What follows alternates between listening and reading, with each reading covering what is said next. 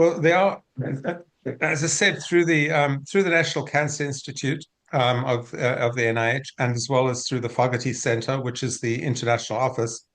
They have historically supported research around the world. Um, South Africa, Malaysia, a number of European countries have all benefited. Um, that is either being cut dramatically, completely, as in the case of South Africa, and so the modest amount of funding out there is going to go away. It's not as if there are many alternatives.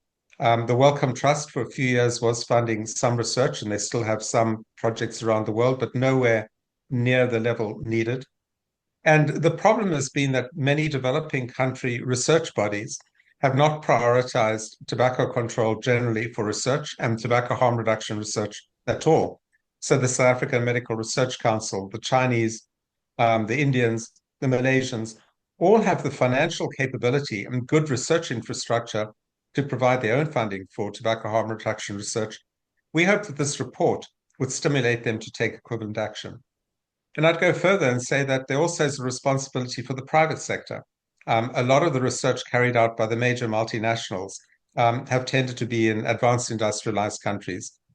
We have a few who've been looking at, for example, the use of nicotine pouches in Pakistan or a number of the Middle East countries, which are to be welcomed, but nowhere near the size of the smoking problem or the use of smokeless tobacco things that cause a lot of cancer.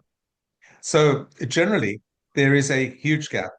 And while people often think about the enormous cost to infectious disease research, which will be substantial through the cuts coming through the Trump administration, they should remember that non-communicable diseases and tobacco, already severely underfunded, will simply do even worse.